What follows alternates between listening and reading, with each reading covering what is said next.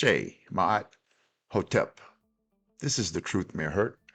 My name is Raymond Witcher, and I am your host. I want to give you a um, presentation that I want to bring some attention to, and I want everyone to be aware of.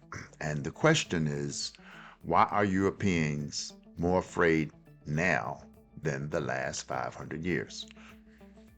Okay. I saw a reel, a clip from my sister Tracy Cadeta last night on Facebook. And when I saw it, it made me think, because I've mentioned on previous videos that Africa has the youngest population on Earth. I think the average age in Africa is like 20 years old. Okay. So to give you the answer right off of the bat, why European countries and European white supremacists, I'm not talking about all white people, period. I'm talking about those that feel that they have manifest destiny because they're God's chosen people, because the Bible says this and that. I'm talking about those, and I'm not talking about all of the people that believe in the Bible. So let me clarify that. I'm talking about those that use the Bible to entitle themselves to what everybody else has that they want. Greed is one thing you can never satisfy. You can never satisfy a greedy person. I'm talking about the greedy. I'm not talking about, but maybe 1%, 2%, 5% of the population on Earth. Those that control, those that set up all of the rules and laws and regulations, those that impose colonization and slavery, those that design laws, rules, regulations to oppress people, to keep people in a lower class. Okay, those that invented the race game, the race scam, those that set up all of these worldwide type of governments. And I'm not saying that the European system is the only cruel system. I'm not saying that either. I'm just saying that this is the one that has dominated, wrecked, colonized, enslaved, and oppressed my people. Okay, I'm talking about them. So when we look at, when we look at why are the Europeans more afraid now than in the last 500 years, is because this is the first time in the last 500 years that no African nation has been under colonialism, neocolonialism, and that black people were not enslaved. We're not in the chains anymore. Neocolonialism is not centered within Africa anymore, but the system is still in place. Part of the systems are still in place. The damage is slowly starting to be recovered from. So this is why they are more afraid now than in the last 500 years. Number one, they don't have control. They can't control. Well, they don't have the control that they had. Here in America, they still have control because they control the media, they control your school system, they control your academic agendas and what should be taught, what's needed to taught. So we aren't learning anything about ourselves. We're not learning any. I don't care if you go to school and become a doctor, a lawyer, an attorney. I don't care what your degree is in, PhD in science or whatever. I don't care how far you go, you're never going to learn anything about yourself as a black person, your culture, your history, and your spirituality. Okay? So, because Africa now is establishing not just their, hold on one second. I need to plug in not that they're not just that they're establishing their independence, but they're Africa's really starting to establish their own strong economies because they're taking over their resources. Okay, so it's building fast. And when you count that the majority of the minds in Africa are youth, it scares them. It scares them, okay? Because the indoctrination can't keep up with the youth that are coming up in Africa. Okay, the system is being broken. But let me show you this and then I'm gonna get back to why I'm doing this presentation. So I keep up with my sister Tracy Kadeda in Kenya. The sister's very involved. She's highly motivated. She's young and energetic. One of the fascinating things about Tracy is she has 4 of her own children and she adopted 14, so she has 18 children. And she does missionary work. She's an activist. She's in the community building schools herself, okay? And I saw this video last night, and she always has some amazing videos, okay? But she was just out with her children and the youth, and they were on a hike. And I'm looking at their faces, and their faces are still bright. They still smile. They are in nature, okay? So their relationship with Mother Nature, and if you really do your research, their first name or reference to God was lowercase n, capital T, lowercase ara. When vowels came out, it became nature. Okay, so Mother Nature is God, and nature itself is God. Okay, we are nature. That's when you see in the Bible where it says God made man in his image. God, nature, made man's nature in his own image. So when they destroyed our nature, when Willie Lynch said we have to destroy the natural nature of the nigger, the same way we destroy the natural nature of a horse, because in his natural state, nature teaches him everything. That's why he said that, okay? So when I saw this video of Tracy in Kenya with her family and youth on a hike through nature, and just look at the smiles and the brightness on the youth's face, on their faces. So when I see this, I'm like, wow, because I don't see that here in America. I do not see this kind of, and Tracy has these videos all of the time that she's out in nature, okay? She's with the youth in nature. You don't see the American children having any relationship or association to nature, and that they are part of nature. So when I saw this video and I'm looking at the youth walking through the streams and climbing up the rock hills, and everybody is working and functioning together, they are smiling. It was like, wow, this is what hasn't been destroyed. The Africans' youth, their minds have not been destroyed, because most of them weren't born into the oppression that the adults went through.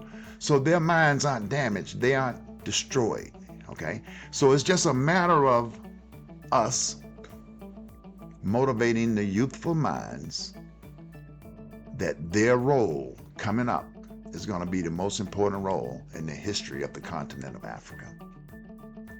You are the change. Okay, so I'm making this video especially for my nieces and nephews and the Kadeda family and Tracy's family and all of their friends, and to share it with all of your friends that this is where we start. We start right here in the youth's minds, okay? And I'm going to show you some things in this video and how to use it, okay? How it works, so that while you're young, you're already becoming a problem solver. You can identify a problem and you know how to solve it. I'm going to give you some tools, okay? But I'm going to show you this video first for the people on Facebook so they can see why I did this. Let's see how I get there. Okay, here's the video. Just look at the smiles. masemo yangu yanatokea rohoni mwangu. Usiniulize maswali mengio mpenzi, roho yangu ni taratibu, mapenzi yangu ni mengi, si mambo ya ugonjwa. Usinichekeleye, ni mapenzi mengi niko nayo ndani ya. Look at the smiles. Look at the smiles. Look at the bright faces. Okay, these are the youth of Africa. I don't see it in America. I love you. Na ndio wala nakupenda, yote ni hali moja mama. Nakupenda kwa vile niko na roho, masemo yangu yanatokea rohoni mwangu. Usiniulize maswali mengio. Okay, so I wanted to show you this because I want you to understand. Well, let me show you this next. I want you to understand the role that our youth are going to play. Okay, all right, I already had it up. All right, so if you do a search on does Africa have the youngest population on earth, the answer is yes. Not only do they have the youngest population on earth, but 19 of the world's 20 youngest countries are in Africa. In the top 20, the only one that's not in Africa is Afghanistan. Now, what does that mean? Here's why they are afraid, because if we can start training our children's minds from 6 months old, it's done, okay? When we can start educating our children to the African values, to our African spirituality, when we can break the mindset of a child that he sets his ambition and goal to become a priest and a pastor, instead become an engineer, a scientist, an astronaut, okay, aerospace engineer. When we can change the mind of a child outside of that Christian molding that gives a child false direction and false ambitions. An ambition that you have a savior coming to save you, you don't. Get that out of their head. Don't let it enter their head. Okay, but see, listen, this is why for the last 15 years, maybe 20 years, the Catholic Church and the Pope have been spending more time in Africa than any time in the history of the last 500 years. This is why when you look around Africa, you see Africans carrying a white Jesus statue and crosses and just doing things that, man, the only people that would do something like this are those that believe in things that you don't understand. The reason you believe in something is because you don't understand it. If you understood it, you wouldn't believe it. You would know.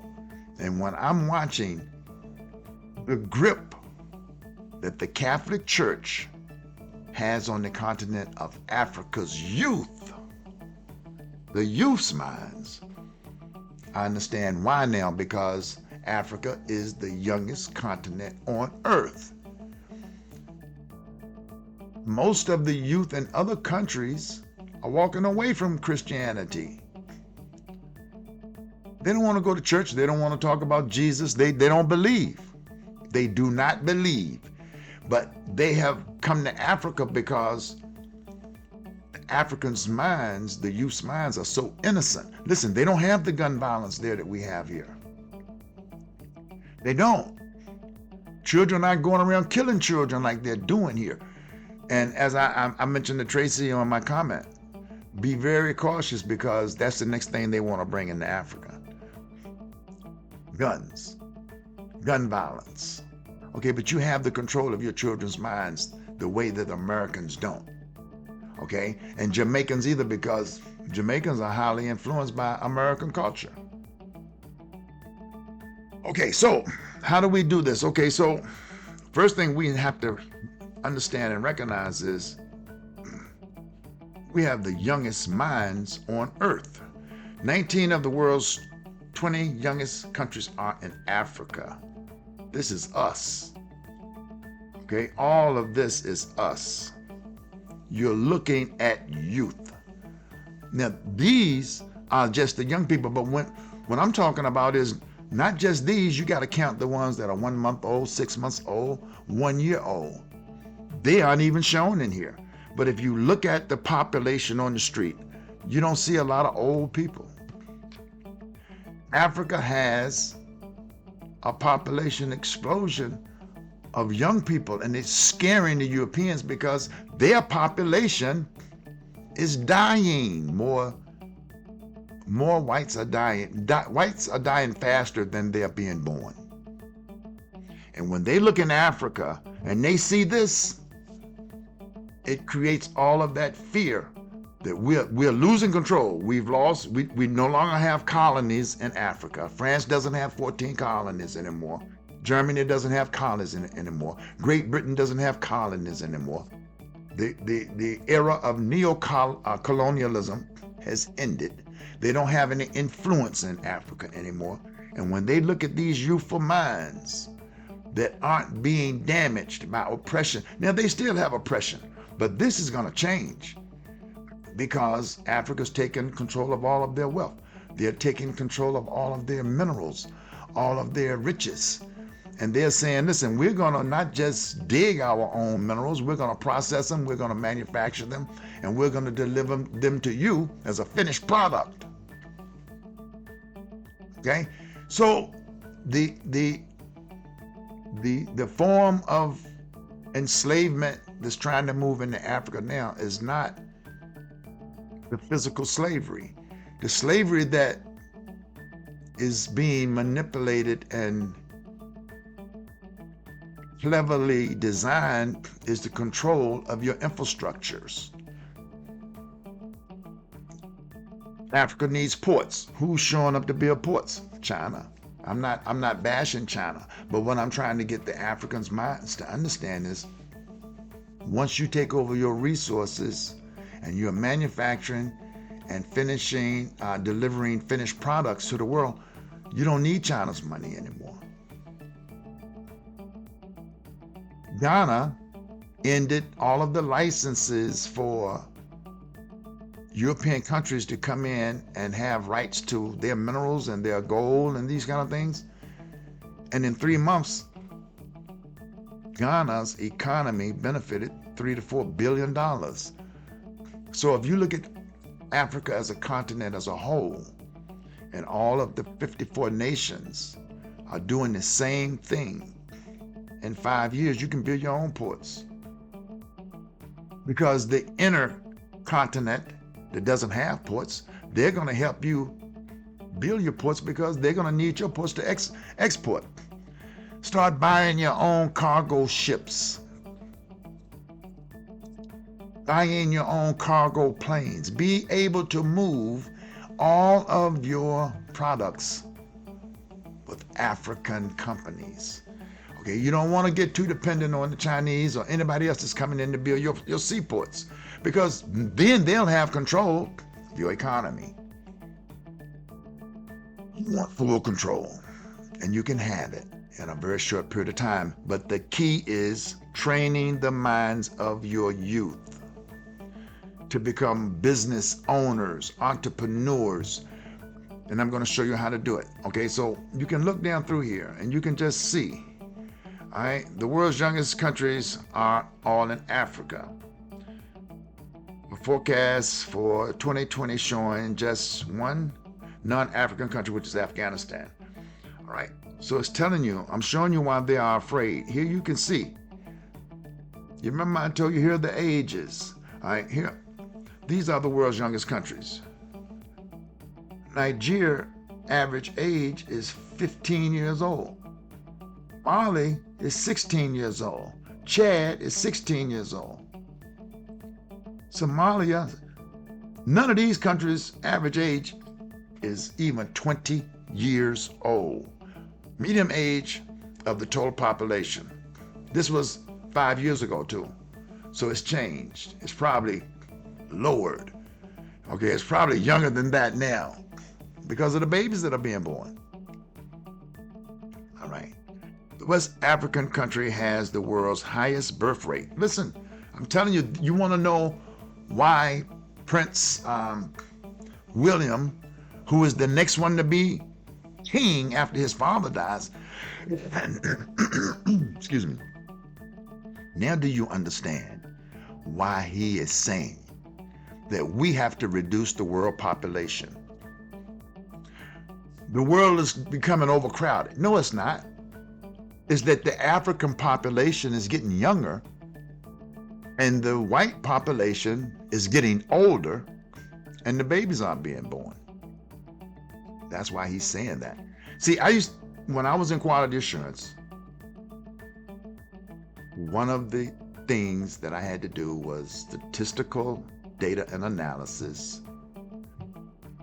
I had to do defect tracking and trending, meaning you can have an idea of whether you're trending toward a failure or you're trending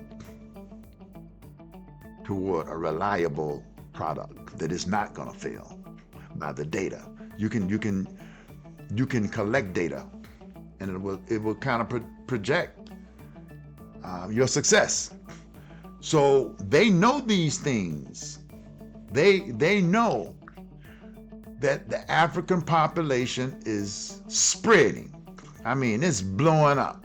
And it's not just blowing up, it's blowing up on a whole entire continent that is I think Africa is the second largest continent on earth, if it's not the first. I think Asia is the biggest. But here you have an entire continent of black people, ebony black, non-ether hair, everything that's described in the Bible, that the population for the first time in the last 500 years is exploding outside of neocolonialism and colonialism. It's scaring them while they're looking at their birth rates of white babies getting lower. Why? Because white women are having black babies. They're not having white men's babies anymore. All of these things add up. So they want to reduce the population in Africa because the population growth rate is exploding. These young minds are not indoctrinated to anything. They're fresh. And as soon as we as parents and grandparents and great-grandparents can start educating our youth to stay out of church, don't believe that you need a savior. You in Africa, you're the one that's been saving the world for the last 500 years. Okay? You are the savior. Okay? Get these things out of your children's minds. Get that Bible out of your house. Take that cross off of the wall. Get that Quran out of your house. Get that, I'm not going to tell you to get the moon and the star out because that's African. But that cross isn't. Put your African ankh up in your house. Bring back the spirituality of your ancestors into your homes and especially into your children's minds so that they can start learning about themselves. My daughter said, Daddy, when I have children, I want you to tell me what some good boy names are and some good girl names are. And when it came to the girls, I said Ethiopia, Kenya, Rwanda. She said, Daddy, why are you saying that? I said, because if you name your children African names, you are linking them to their ancestors and their heritage, and they'll do their own research. Okay, they will look up, well, what is Kenya? And they'll start studying Africa. Then they'll learn about the Tutsi tribe. Then they'll learn about their own people. You won't have to push them because they have their ancestors' name, their culture, and they're going to want to explore it. So start giving your children some African names, especially the names of some of the nations in Africa. All right, Mali, Ethiopia, Egypt. Name your children these names. Okay, give them that link. Okay, so once we can stop the colonialism is gone, neocolonialism is gone, slavery is gone, but the Bible is still here and you're still going into church. You're still bowing down to this same Jesus that put you in chains and told you to be a good slave. Tell the Catholic Church, get out. Tell the Pope, don't come back. Get all of these people, make them understand that you are no longer welcome here. Not as a threat that, that you physically aren't welcome here, but all of these teachings that you're teaching my young children, don't bring it here. Don't bring it here. Okay? If you go back and look at King Leopold's letter to the missionaries that were going into Africa, he told them, don't go to Africa teaching teaching the Africans anything about God, because they already know who God is. Okay? We have to go in teaching them our ways, our God. And that's what they did. That's what they didn't. They started in Africa and they made a patent on it where this works. And they took it around the world. They took it to all of the countries in Africa except 2. And they sent in the missionaries with their Bibles and their hands, and they're praying and they're teaching you how to pray and that you need this God. And the next thing comes in, the soldiers with the guns and the chains and the whips. That has to end in your young children's minds. And the thing that hurts me is I was unaware of these things until I joined the African feeds and I started seeing what's going on in the churches in Africa, until I started seeing that most of the people in these churches are the youth. Okay, now even though I showed you all of these pictures in the streets of young Africans, most of them go to church. Keep that in context.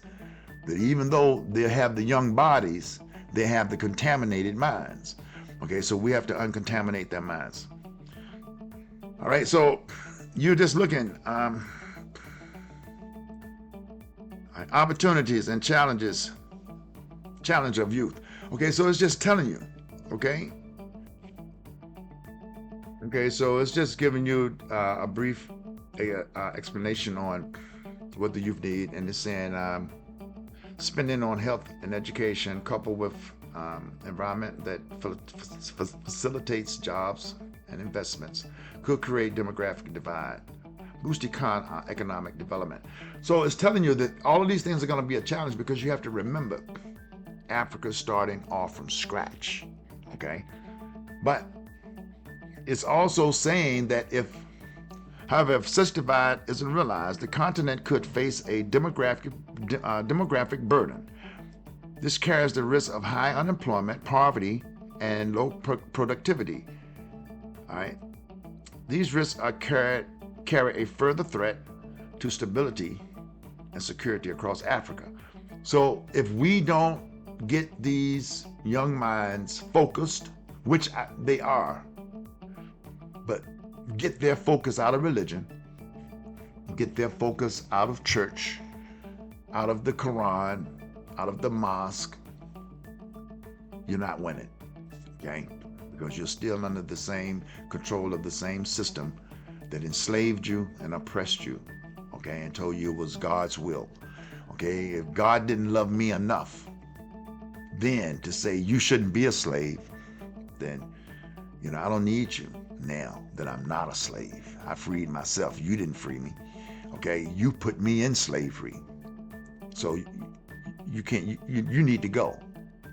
Okay, the God I have and the God I had before you never told me to be a slave, never told me I was born a sinner, none of these things.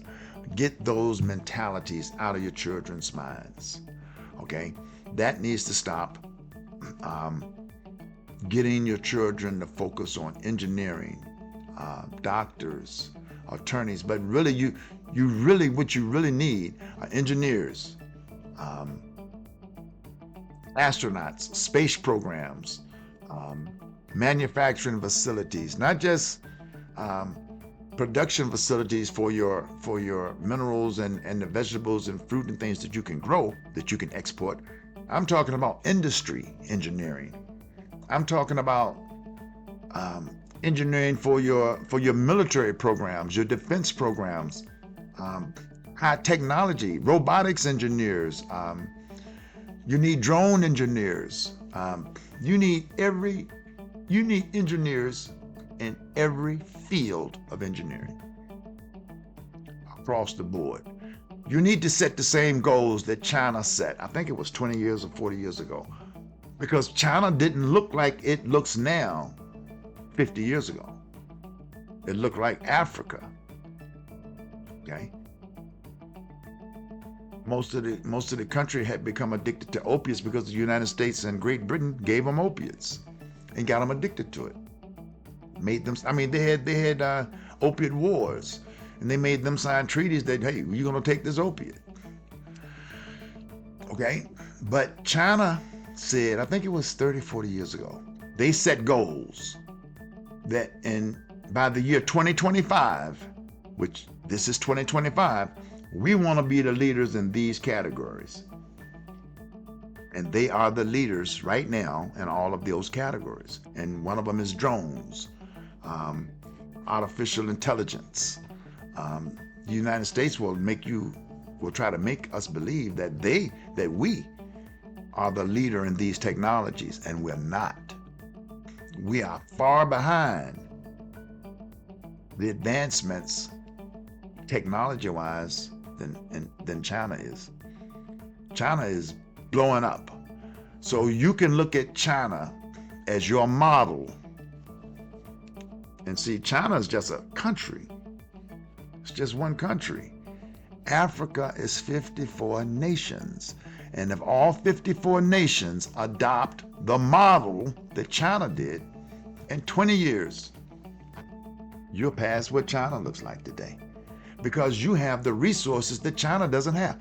Africa is the only continent on earth, and with the only countries on earth that don't need to import anything outside of the continent.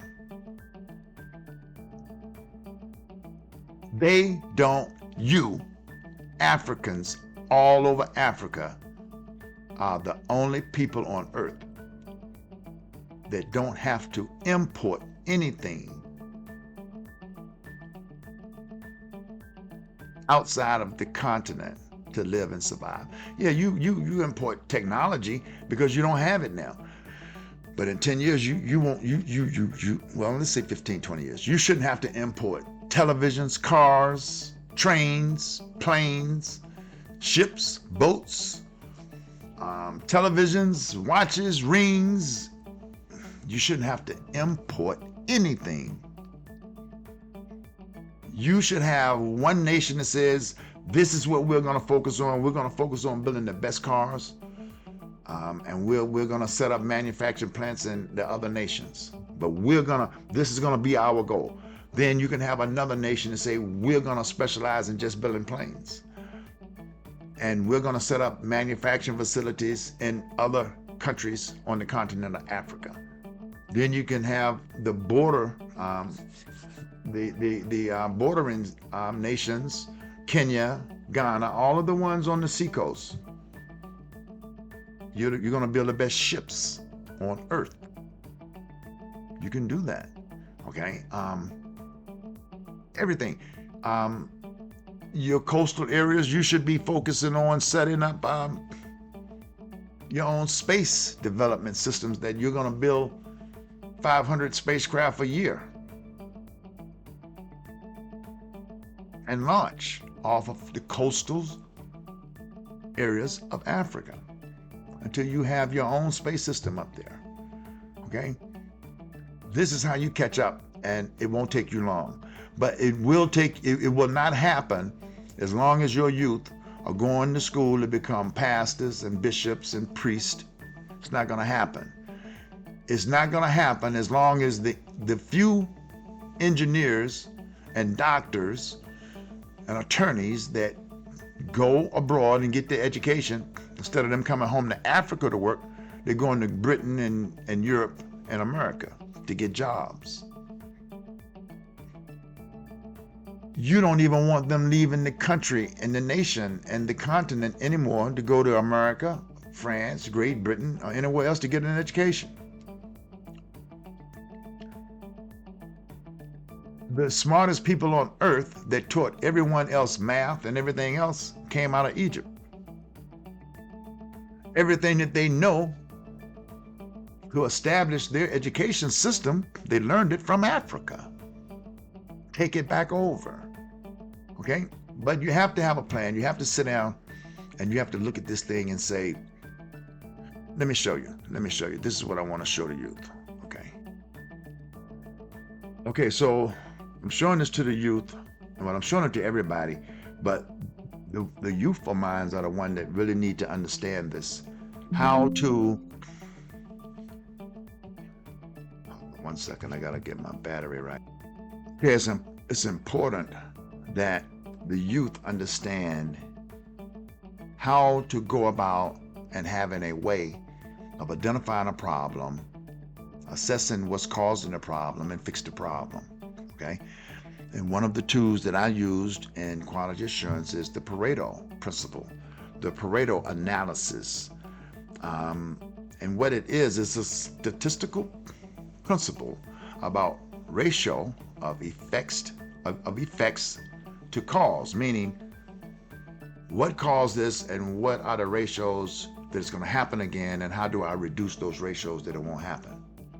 All right. The Pareto principle states that for many outcomes, roughly 80% of consequences come from 20% of cause, meaning 80% of your problems come from 20% of something that is not right. So if you can fix the 20% of what's causing the problem, you won't have a problem. So don't focus on trying to solve the 80% of things that you have a list of that's going wrong. Okay? They give you an example. If a person is overweight, so that's their problem. I'm overweight. My clothes don't fit. I have trouble breathing when I walk. My legs hurt. I'm diabetic. Okay? This is your 80%. These are your problems. But over here in the 20% is you eat the wrong food. You drink, you go to fast food restaurant and you love fountain sodas. You love eating chocolate candy and ice cream. Here the 80% is I'm overweight, I have a bad heart, I have diabetes, my hips hurt, my legs hurt. If you stop eating, going to fast food restaurants, you stop drinking the fountain sodas, you stop eating candy and sugar, and you exercise, all of the 80% goes away. It fixes it itself. Okay? So, how do you do that? Okay, how do you do that? Okay, how do you do that? Let's listen to a little quick clip. Now, this is for the youth, especially, because here's how you need to start thinking. That all of these problems that we have, I have all of these problems. Well, don't focus on all of the problems. Look at the 20% that's causing the problems. I'm going to show you how to do that. Watch. You may have heard a saying that 80% of the wealth lies with 20% people. This particular saying is also applicable to your work. You may have heard a saying that 80% of the wealth lies with 20% people. This particular saying is also applicable to your work environment. You can say that 80% of the defects are due to 20% of the causes for your workplace. This is called the 80-20 rule. It is also called the Pareto principle, and it is also called the Pareto analysis. The 80-20 rule was coined by Vilfredo Pareto around the 1890s. He was an Italian economist. You can imagine this rule being used even today after more than 110 years. That is the power of this principle.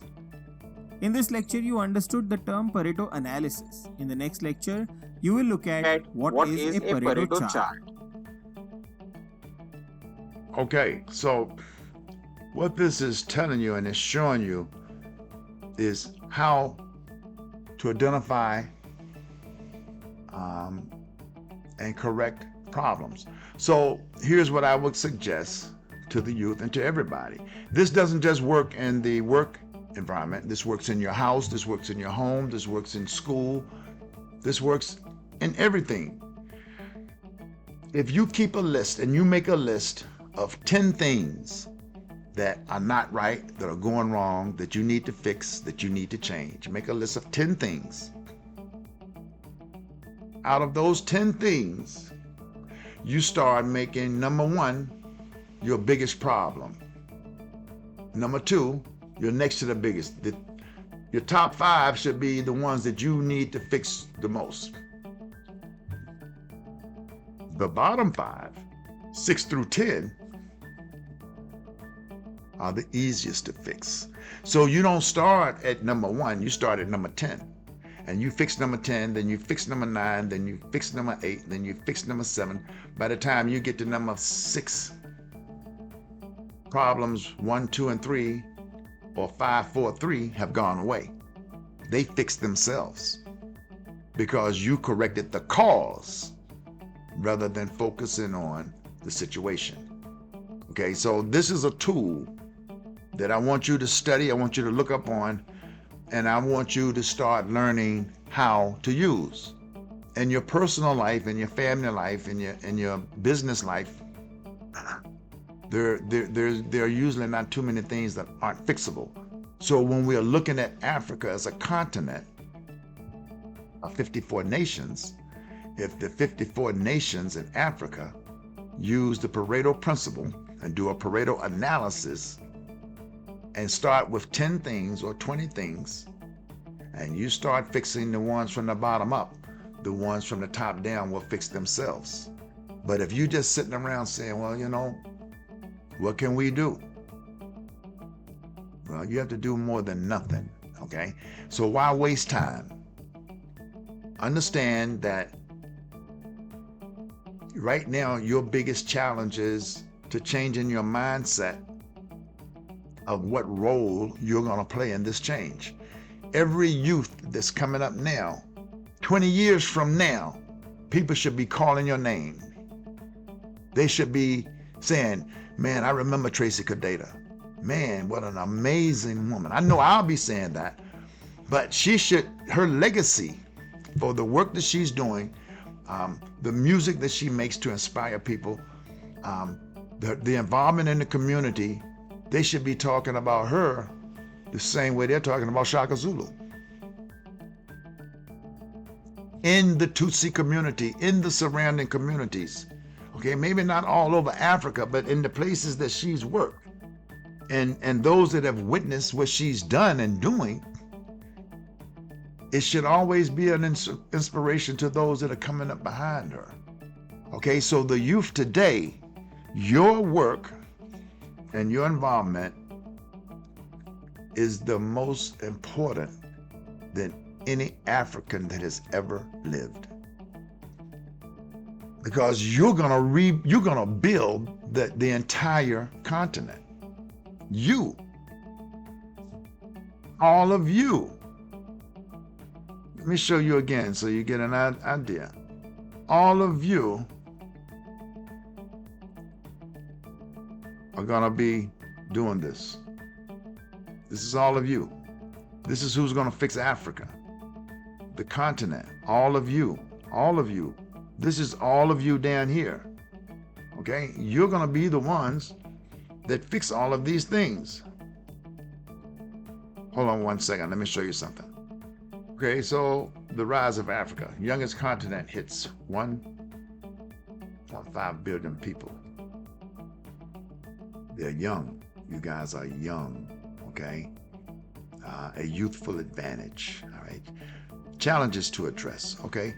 So I want you to get ahead of this, because you see all of these faces here? These are the ones that are going to do what the Chinese did to bring China to the forefront in 20, 30 years?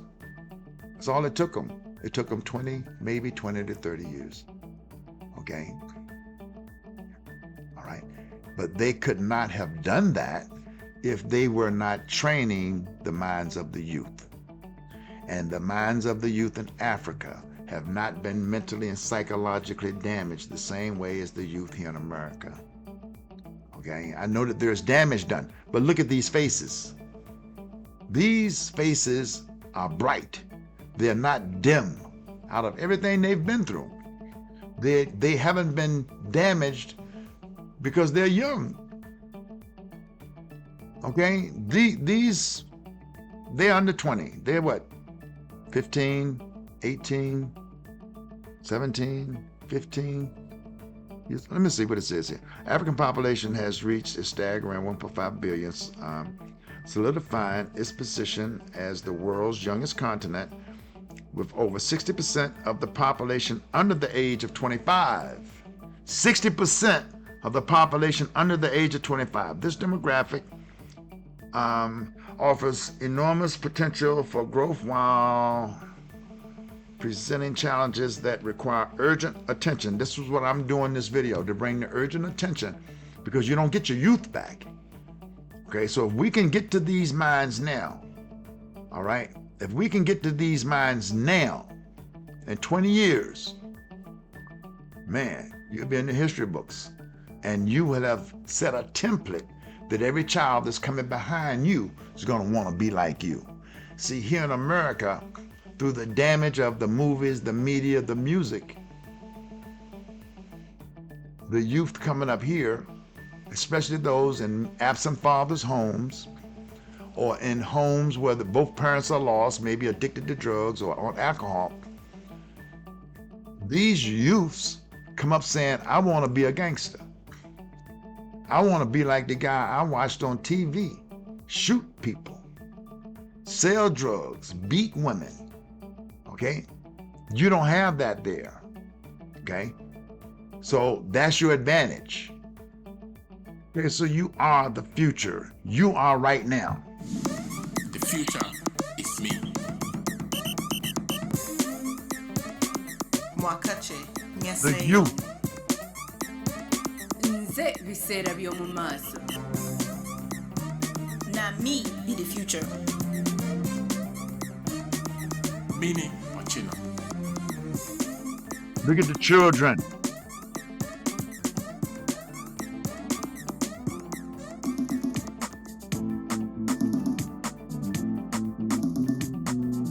You can do it. Talking to my nieces and my nephews. Le futur, c'est moi. Michi Wasep. Dini Ramangwana.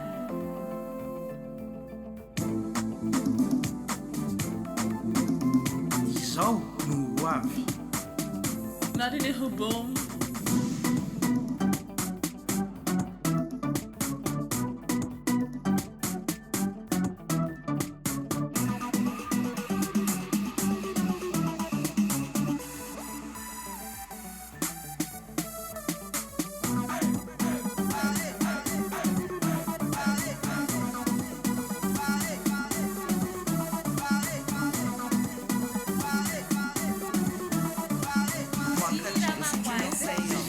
The future is me.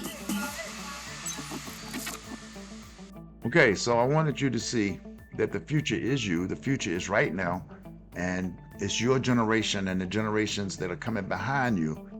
They're going to make all of the changes needed to build Africa, the infrastructure and everything that Africa needs, so that Africa doesn't have to go outside of Africa for anything.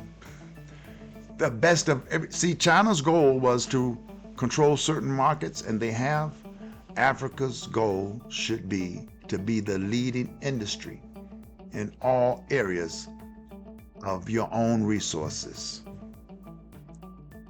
That isn't a greedy ambition. That's a righteous ambition, because they're coming off of your continent. They should not leave your continent going to another nation to be processed, refined, or anything else. And when you establish that, man, in the next 20 years, the whole power structure is going to change. Now, be very, very careful, because as I mentioned, Bill Gates, Prince William are already saying we need to depopulate the world, starting with Africa. They're not focusing on anywhere else but Africa. They are including the other parts of the world as a global thing to take the attention off of what their plan is. Okay, keep them out. Don't take any seeds from them. I'm pretty sure that a lot of the food and stuff that you get in Africa is imported from either France or Great Britain. You need to stop that, because that's how they're going to get you. If they can supply you your consumables, you're eating it. They're getting what they want in you by you taking it and putting it in your own mouth. All of your processing for everything you eat, everything that you consume, it should be made right in Africa. You should not be importing. Your first goal is to stop importing anything that comes from Europe or America as far as consumables, things that you put in your body. Okay? Right here in America, they're turning the men feminine. It's no doubt about it. Okay? They want feminine men, because why do they want feminine men and masculine women? It's because 2 women are not going to make a baby and 2 men aren't going to make a baby. And I guarantee you, remember, I'm telling you this, in the next 10 to 15 years, they'll have Jesus Christ wearing a dress with a bra, lipstick, earrings, a thong, and high heel shoes. And pictures of that in the church. Because the one that ruled the church is now ready to come home.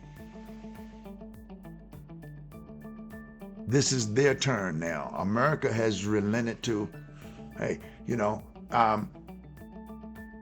your gender identification is who you are. Well, you're not going to tell me that I have to call a man a woman's name, or I'm going to have to call a woman's a man's name. But until a man is calling himself a woman, can show me that he's having a period or a menstrual cycle, or to a woman that's calling herself a man, can show me 2 testicles, show me 2 balls.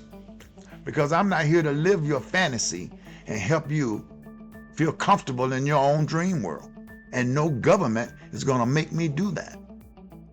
You have the right to be gay. If a man wants to love a man, that's your thing. I'm not coming in your bedroom, and I'm not coming in your personal life. But don't come in mine and tell me I'm a woman. No, you're not. You're a man with testicles and a penis like me. I don't care what's in your head. When you can convince a doctor at birth to put on your birth certificate that a male baby is identified as female, and when you can get me to get a coroner that's doing your autopsy to say, yeah, he had a sex operation to turn himself into a woman, but he's still a man. When you can get them to change those things on your official government forms, that a male is a woman and a woman is a male, then maybe. But I'm not doing it, okay? So be very careful. You want to take over all of your industries. You want to, you really want to not import anything, especially consumables, because they're coming after you, because they're threatened by your population. So we started off, and Jack, I never really read any of this. Let me read this right quick. The last 500 years were all controlled by colonialism, enslavement, oppression. And for the first time in these last 500 years, no African nation is controlled by colonialism and enslavement. We are still dealing with aftermath of all the enforced oppression, but our recovery has officially started. So, what is it that they fear so much? The biggest fear and threat now to white superiority is our youth, especially the youth in Africa. Why? Because Africa has the youngest population on earth, and even though colonialism and neocolonialism have ripped the wealth from our people, the youth's minds, have not been destroyed like here in America, Jamaica, and Haiti. When I see African youth, their eyes are very bright with smiling faces, and they are vibrating with a lot of energy and inspiration. When I look at American children, it's the opposite. I see fear, anger, and a harshness that our youth shouldn't have. I want to show our youth how important and especially and special they are, and tell them that their roles in our future are bigger than all of the ancestors combined. Let me show all of you right now how to start making a difference right now, that in 10, 15, 20 years, everyone will know your name and celebrate you on the difference that you have made and are making. Okay, so I'm just summarizing this because we're getting ready to get out of here. All right, and this is about the Pareto. So I showed you the Pareto analysis. Okay, so you can do it. The only person that's ever been able to stop us is us. All right, we have to stand up, and when we have to fight, we have to fight. Okay, we don't want to seek any revenge. This is not anything about revenge. You know, you don't get time back, but you don't have to move forward in the same direction that we've been going. So I just want to show you these things.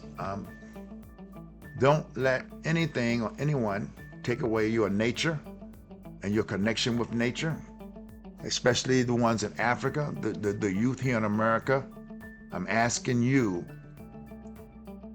to share this video with your friends, okay? Everything is about you now, okay? I'm keeping the focus on African youth because they're the ones that's gonna make the change for everybody. They're the ones that when they really liberate Africa and set the economic power structure there in Africa, right? Every black nation on earth and continent is gonna benefit. There's no doubt about it. Okay, but I have to end this by saying, my African brothers, my African American brothers and sisters here in America, please show this video to your children, your grandchildren, your great-grandchildren, because we have to stop the indoctrination that has been forced on us. They control the music industry, and in order for rap music to go on the label and get recorded and produced, it has to degrade women, glorify drugs, or picking up a gun, killing somebody. That's what the youth in America's minds are being conditioned to do. The drugs, okay? So we have to take a more, and the fathers, listen, I know it's rough, but man, you have to suck it up. You know, you don't want to abandon your children, because even though the children's mother may be saying, I don't need a man and my children don't need a father, you know they do need you. Stay in your home. Go to court and fight for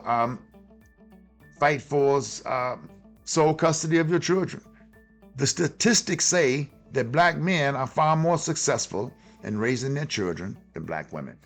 80% of the black children that are in jail, dead, or on drugs come from single black mothers' homes. Only 25% of the children coming up in black fathers' homes end up in jail, dead, or on drugs. So I ask black women that are going around telling everybody, I'm a proud, independent black woman, I don't need a man. What are you so proud of? Your children are either dead, going to jail, or on drugs. It's a false pride. Get rid of it. I'm going to say Ashe. Everybody have a great day.